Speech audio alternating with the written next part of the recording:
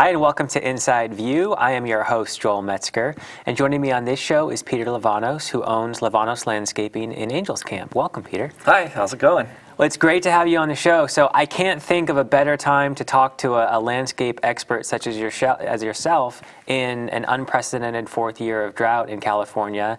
And if you look at the state drought map, Calaveras is still in the extreme drought area, and so we are really looking at a difficult summer coming up, and if we don't get rain this winter, next year is going to be even more difficult than probably anything we've ever experienced in California. Yep.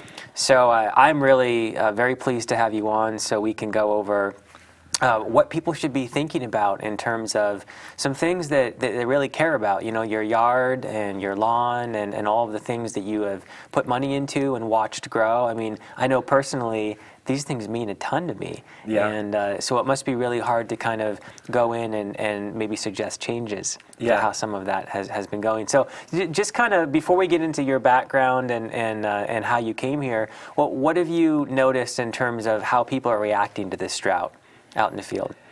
Well, you know, I get called and I go to people's houses and I kind of do a triage for people and I kind of say, you know, it's really important to save our trees.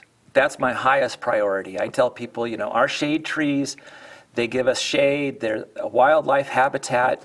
When we do get rain, a lot of the rainwater gets dissipated through the root systems. So keep watering your trees. Look at your plants. If you don't have a bunch of if you have non-native plants in your yard, it's probably a good idea to start thinking about a different strategy. The days of planting lush hydrangeas and fuchsias and azaleas and stuff all over your yard in Calaveras County is probably not a good idea anymore. Get a hold of a list from a local nursery of native plants and start figuring out which ones you can live with, which ones look lush and nice and green, and start planting those. And then I tell people that they just have to give up their lawn, their traditional urban green white picket fence lawn that looks perfect.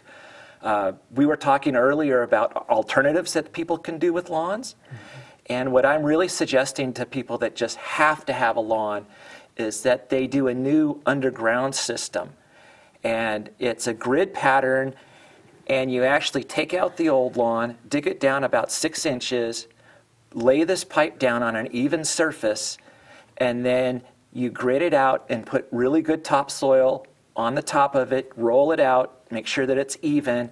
You plant a seed, or you can plant, there's a native bent grass that Delta Bluegrass Sod Company has that's a native, and they can plant those. So people do have an alternative if they want a new lawn, but they can't plant it now.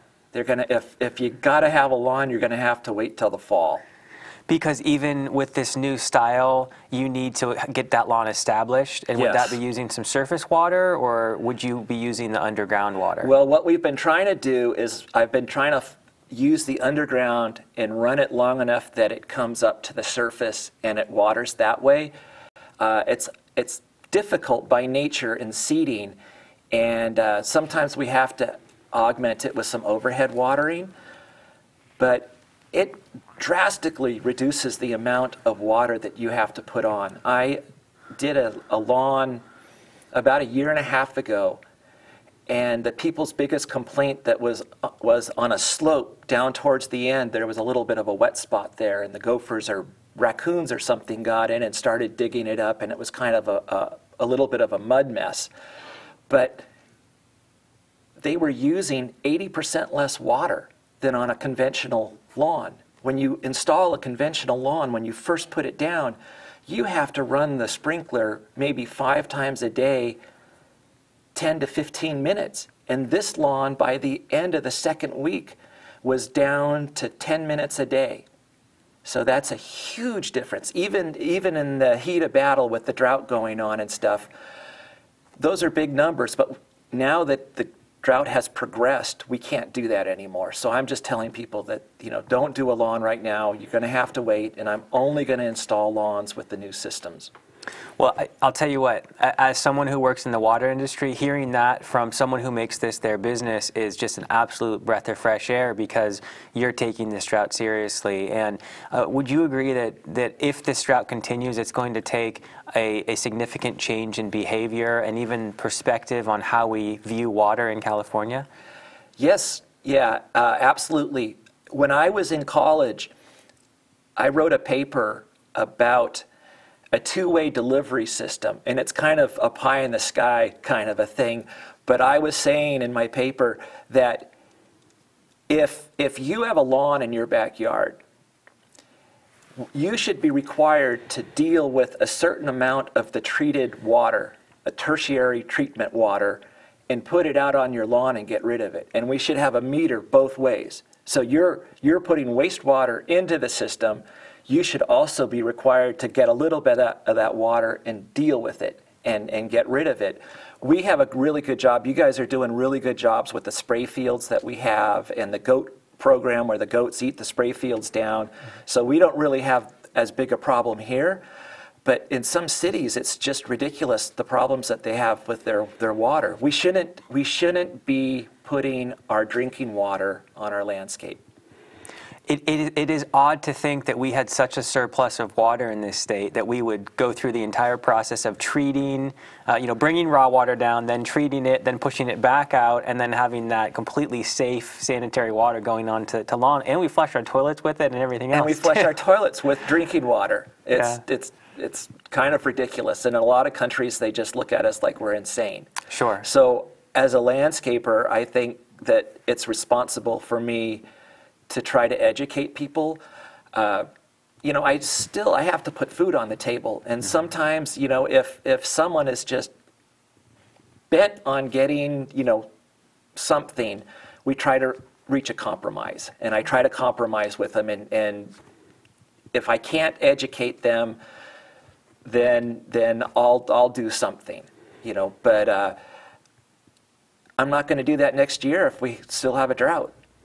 Sure, and I know that these restrictions that the water districts throughout the county have put on your customers basically do impact your business, because yes. I imagine that maybe some big projects that they might have wanted to do are either being postponed or completely canceled. Have you seen kind of a downturn in? Well, the building industry got the whammy from the recession, and the landscapers in the county kind of got the double whammy of, well, things are moving along, houses are selling here, people are doing things, and now we've got the drought.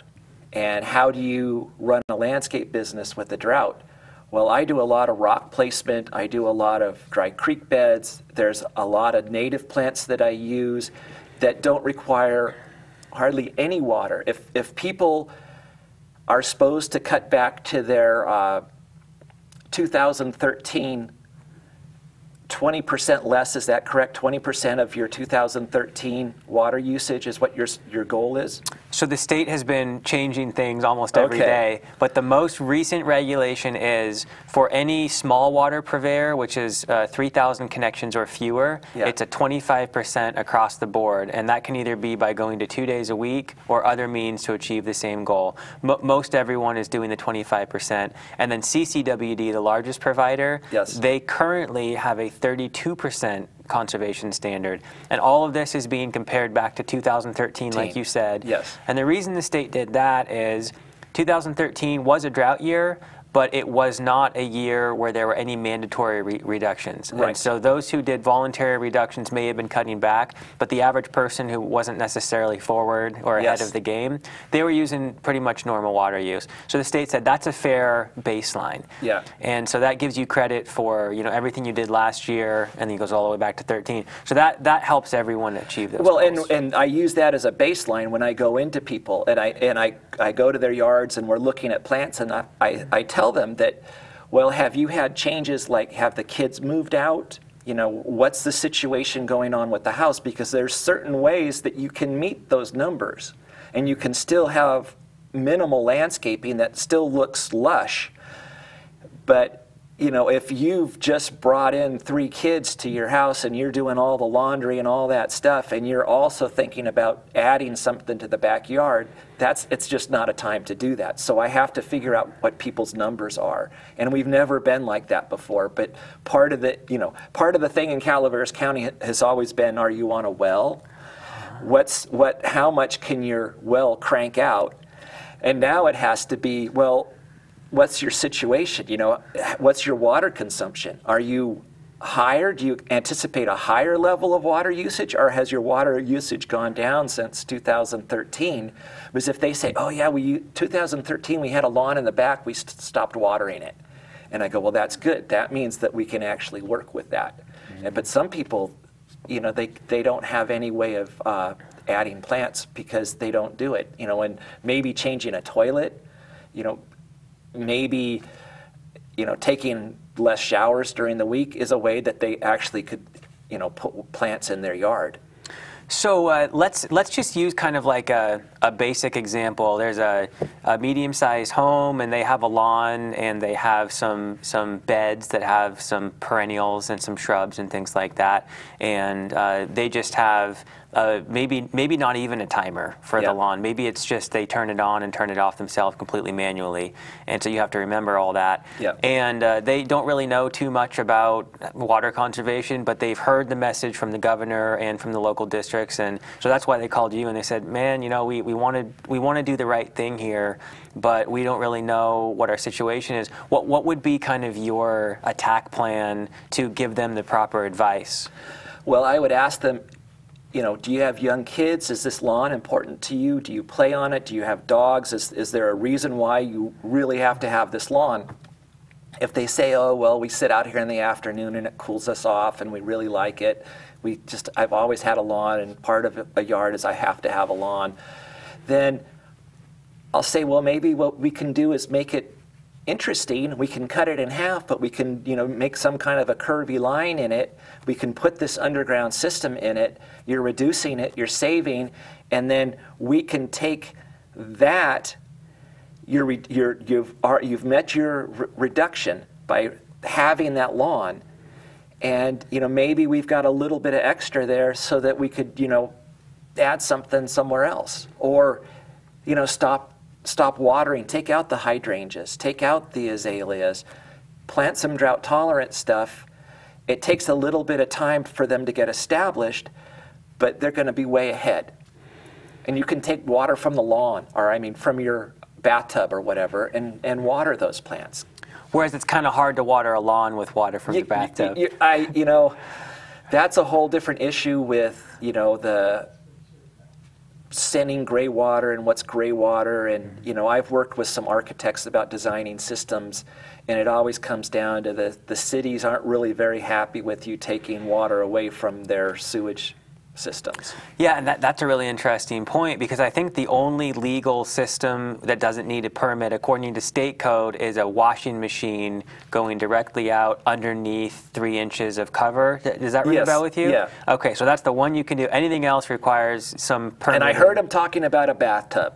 I heard that if you redirect the bathtub line, that can go out too. But I don't check know. with the local county. Check with your local codes before you do anything like that, because there's a huge can of worms there with taking water from the treatment, because they need a certain amount of flush to make the systems work. You know, it's funny, because down in some of the cities that had aggressive conservation programs, they installed so many low-flow devices like toilets and washing machines and dishwashers that, like you said, the amount of water pushing the sewage into the plant was reduced to the point that all of the lines blocked up, and they had to put either potable or treated effluent back into those lines to flush them out to augment this water loss. Right. And so I guess, you know, you can go so far that the systems that were designed traditionally don't work anymore with your water conservation. Right. And who are we to say, but you know, maybe there's a way that they could flesh that and make that work. Yeah. But you know, that brings up something to me that I think about, and that's the fake lawns, the synthetic lawns that people are putting in. Mm-hmm. But a lot of those, people have to spray them off once a week or so because they get dusty. Okay. You know, and it's like, you know, it becomes an urban heat trap, you know, and you need a little bit of lawn. You know, our creatures need a place to hang out, you know, and a healthy lawn, if you just keep it organic and don't worry about every single weed in it, it does really fine. I haven't watered my lawns. I haven't turned on my water system yet. My back lawn this year hasn't had any water put to it. I mowed my front lawn, so I gave it a little bit of water one time. But what I've done is I've let my lawn stay really high. And that seems to have held the green a lot longer. I'm going to see how long they last. But I think that's pretty good. It's the end of May, and I haven't watered yet. So we've had just enough spaced out rain. Just enough, you know, and we're lucky. You know, we've had this crazy rain, but even the dew in the morning helps a long lawn. It gets in there and it lasts. You know, the worst thing you can do to a lawn, and I always tell people this too, is let me adjust your lawnmower. Let me see your lawnmower. Let me take a look at it. And you've got to have it on the highest setting. Whatever setting that is, the higher the better right now. You know. And they still look good when they're cut high, don't they? They still look nice and even. And the roots are so much healthier. Everything is healthier for a lawn. So I guess that would be the one thing that I would tell people is just raise your mower height. Raise the mower height. Okay, now I know a lot of people, they like to fertilize. What would be your advice about if you are keeping a lawn or a portion of a lawn, what would be the best way to keep it healthy with fertilizer? The best thing that you can do for your lawn is to fertilize it with a good organic, slow-release fertilizer. The stuff that you can buy over the counter, that's the cheap stuff, the delivery system is with salt, and it builds up the salt, and you might start out in the summer and you're watering your lawn 10 minutes a day or whatever, or 10 minutes every other day, and you look at it and it's not doing quite the same thing, so you put more fertilizer on it, and it's not doing it, and so you put more water on it, and it's just this vicious cycle that you get into. Whereas if you can just treat your lawn with organics and get it used to that and stabilize it, it might be a little iffy for a while, but once the organisms build up in the soil and are in there, then your soil's going to be healthier, the roots of the lawn are going to be healthier, it's going to be greener. Really organics, and the organics, you don't have to do it once a month. You know, once a year is great. Wow. But you know, maybe, you know, if you want to be excessive about it, do it twice a year. So there are ways to be really smart about lawn care, again, if you decide to keep it. Yeah. What if I don't really want to take it out because maybe I either don't have the energy to do it myself or I can't afford a landscaper, but I also don't want to water it this summer. If I let that lawn brown up, am I going to lose that lawn forever? Yeah. You can water it the minimum. You can water it those 2 days.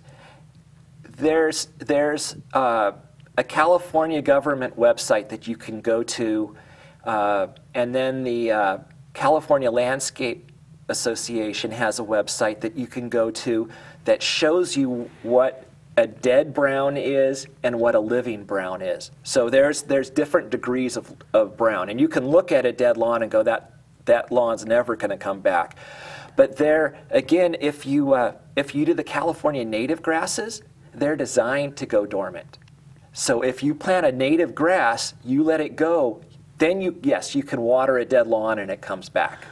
Okay, but if people do not want to lose their lawn forever, they may need to do the minimum watering. You water it 5 minutes twice a week, and it's going to hold on. But it's not going to look great. It's not going to look great. Okay. There's I went to a trade show, a landscape trade show in LA, and there was a guy there, and his product was, I think, as green as it gets, is what it was called. And it's like asgreenasitgets.com or whatever. But again, it's organic fertilizer, but then he has a couple of other little black nodules of something in there that help penetrate the soil. And so his whole thing is, if you go to his website, the lawns pretty much are still green on that 2 days a week. So I think if you really have to save your lawn, what I would do is I would say you want to aerate it. If it's not subsurface, you want to aerate it, put that good organic compost on it, or the topsoil, whatever it is, get some stuff in there, then water it in, and then let it go. And that should really help green it up and let it stay natural. Let's talk water timers, and Yes. specifically automatic water timers. What would you recommend if people are considering maybe making an investment in a timer that would take control of their system a little bit more? What would you recommend that they do? The best timers that they have right now are timers that have the ability to know what day of the week it is, what month of the year it is, and then the ability to tell it, if I'm on a slope, I don't want to water for 15 minutes all at once because most of that water is going to run off the slope. So I want to be able to come on for 3 minutes or whatever that runoff time is, where the water, instead of coming in, runs off. Then you want one, the more expensive timers have the ability to know June, July, August. And so they add a little bit of time each month. So you don't have to get in there and mess up your timer. Because most of the accidents with timers happen when homeowners go in and they start touching buttons, and I'll come into a system and I'll look at it and try to troubleshoot it, and it's on for 35 minutes. And that water's just going nowhere. It's just running off their property. It's just costing them money. So these timers that have all this capability probably are not quite as cheap as something you could grab from the local. Right. So naming dollars, I would say that you could go to Home Depot or a big outlet store, and you could get a timer for like $69. Little basic run-of-the-mill timer. These fancier timers, they're going to be $250, $350, but they're going to save your landscape. They're going to do a lot of work for you. And pretty soon, you're going to have the ability to plug in a module, and it's going to be on the internet. So no matter where you go, you're going to have that on your phone, and you're going to be able to control it. If it rains and you're not expecting a rain, you can tell it not to come on. Or you can have a system that's good enough that it dials up a satellite every day, and it figures out what the weather's going to be. So it does that work for you. And so those timers are available too. Wow, I mean, that is the future. It's just, will those ever come down into a price range that the Right. average person can afford? And then, I have concerns about the elderly population in the county being able to deal with these on their own. It may be that some of these, you might want to invest in having someone come and get it set up right to begin with. Yes. And not try to do it on your own. Otherwise, you might not be able to really utilize the full function. Yes. I know that it's a very common thing to set up a timer and to have it go back and have it completely rearranged. And I don't even think sometimes they know what they're doing. They go out there and they swear that they've never touched it. But we have little magic buttons on the timers, some of these really good timers, where I can put my program in it. I can lock in my program. And then no matter how much they mess it up, I can go in and I can hit a button and it erases whatever they've done, and it goes back to my setting. Nice. And then these internet ones, there's going to be the ability for a provider to be able to go in and make sure that it's running correctly. And I think that that's going to be a very important service, and that's the future for people, because people don't understand the timers, and we try to make them as simple as possible. I try not to switch the type of timer that I use because I want to be able to look at it. It's like at the back of my hand. It's like I want to know it. If someone calls me and they say, Mr. Smith down the street doesn't know how to work it, and he calls me in a panic, I want to be able to get it turned off. I want to be able to, if I'm away and I can't get to it right away, if I'm busy, I want him to have a week or whatever of still watering. I want him to get it so that he's not going to lose his landscape. So we've talked about lawns being the #1 way you can save water outdoors, and really that's the biggest thing the state is focusing on too. Timers are absolutely crucial if you can make that investment and get them set up right. And you also mentioned native landscaping, or at least drought-tolerant landscaping, but there's one thing people forget about that. There's an establishment period. Yes. What do people need to know about establishing? Let's say they take some lawn out and they put some natives in, or some drought tolerance in. What do they need to know? That there is, there's a given amount of water that you're going to be allowed to use. And what I do is I have a chart that I can use and I can set up, and I can show people for their square footage how much water they're spending on their lawn. And I can go and I can create a list of my native low water need plants, and I can show them how much water they're going to need each month for this area to get those plants established. And it's really a great tool. People can really see, even with that established time, what the water usage is going to be. And then in the long term, the reward is that 14 years from now, when we have a drought again, and we're going through this all again, because we know it's going to rain eventually, and people are going to forget that we've been in a drought. They're going to want to plant all these wonderful plants again. If we can just do the natives, then when we get there again, they're going to be established, they're going to flourish, they're going to really be nice looking plants. They're not going to need any of our water. We can water our food or whatever we're supposed to be watering, and our population is growing, everything's growing. The drought tolerant plants, every 2 weeks, some of these things need water. Wow. You can really cut it back. I know people that rosemary, they water it every 14 days. So there's hope for us. And like you said, the nurseries, they know what's going on with the drought, and yes. they should be able to tell you, if you're interested in these plants, they can kind of tell you what to do. And I'm sure talking to people like you throughout the county, you can also get that information. But we really have really great nurseries in our area, and I go to all of them. I really like them. They're knowledgeable. They can show you great drought-tolerant plants, and there's a handful. It's not like you have to learn 100 plants. There's 40 plants, maybe 30 plants that we use successfully all the time here. Gotcha. So if people wanted to get a hold of you, how would they go about doing that? So I'm in Angels Camp. They can call me at 209-743-3770, or they can reach me at livanoslandscaping.com. And if you want to leave them with anything in the last 20 seconds, what would you leave the folks with? That plant native plants, save a little bit of lawn, don't tear out everything. We don't want asphalt all over the place. We want it to be green, and don't be afraid to plant shade trees.